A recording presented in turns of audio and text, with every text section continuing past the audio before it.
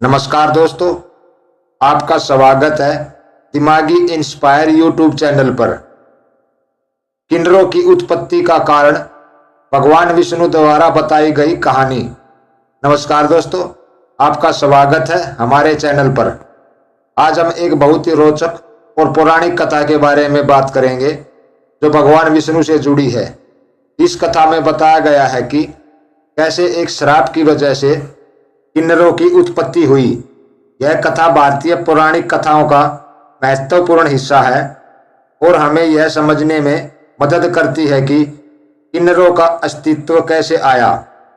आइए जानते हैं इस कहानी के बारे में। सबसे पहले हमें यह समझना होगा कि हमारे पुराणों और शास्त्रों में किन्नरों का उल्लेख क्यों और कैसे हुआ है। किन्नर समाज का एक अहम हिस्सा रहे हैं और उनका उल्लेख महाभारत, रामायण और अन्य ग्रंथों में भी मिलता है। भगवान विष्णु जो सृष्टि के पालनकर्ता माने जाते हैं, उन्होंने एक विशेष श्राप के बारे में बताया था जो किन्नरों की उत्पत्ति का कारण बना। यह कथा त्रेता युग के समय की है। देवता और असुरों के बीच लगातार युद्ध चल रहा था।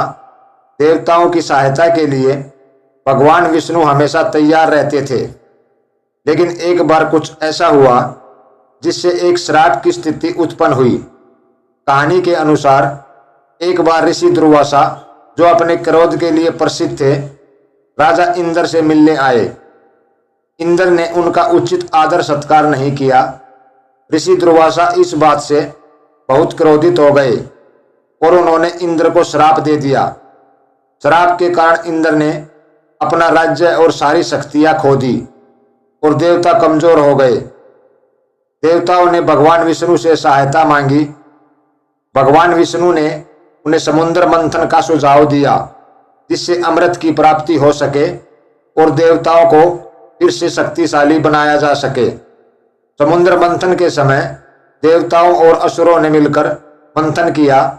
इस मंथन से कई बहुमूल्य वस्तुएं और अमृत निकला।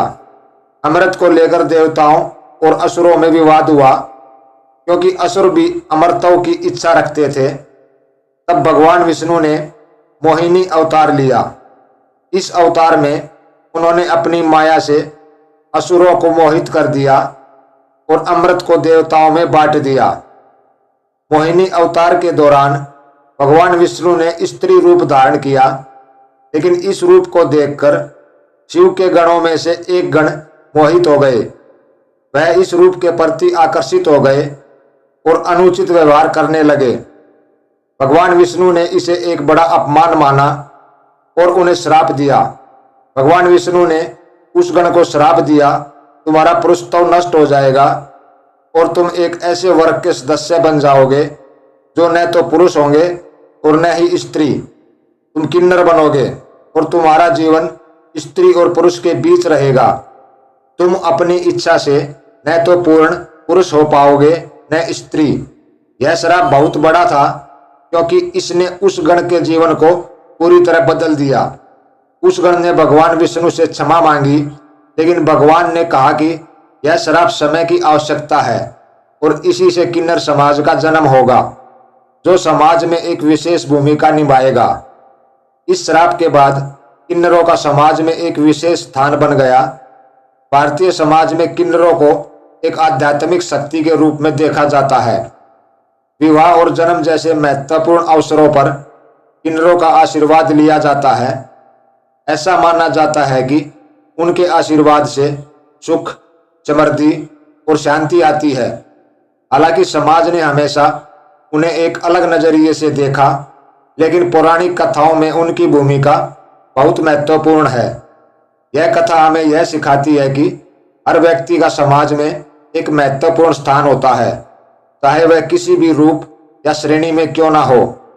किन्नरों की उत्पत्ति भगवान विष्णु के श्राप से हुई थी, लेकिन आज उनका समाज में एक सम्मानजनक स्थान है। हमें उनके प्रति आदर और सम्मान रखना चाहिए। भगवान विष्णु का यह श्राप हमें यह भी बताता है कि प्रकृति के हर रूप का सम्मान करना चाहिए। जो हमें आज असामान्य या भिन्न लगता है, वह समय के साथ समाज का अभिन्न हिस्सा बन जाता है। किन्नरों का समाज में स्थान और उनकी शक्तियों का मान्यता प्राप्त होना हमारी संस्कृति और इतिहास का एक महत्वपूर्ण पहलू है। तो दोस्तों, यह थी वह पौराणिक कथा जिसमें भगवान विष्णु द्वारा दिए गए श्राप से किन्नरों की उत्पत्ति हुई। यह कहानी हमें बताती है कि हमारे समाज के हर वर्ग का एक महत्वपूर्ण स्थान है और हमें सभी का आदर करना चाहिए।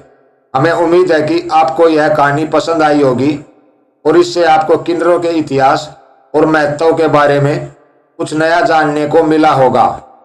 अगर आपको यह वीडियो पसंद आया हो तो इसे लाइक करें, हमारे चैनल को सब्सक्राइब करें और इस कहानी को अपने दोस्तों और परिवार के साथ शेयर करें। धन्यवाद और मिलते हैं अगली वीडियो में एक और दिलचस्प पौराणिक कथा के साथ। वीडियो को खत्म करते हुए हम आपको धन्यवाद देना चाहेंगे कि आपने इस महत्वपूर्ण कहानी को सुना और समाज के हर वर्ग को सम्मान देने की हमारी इस कोशिश में शामिल हुए। जय श्री हरि विष्णु जी।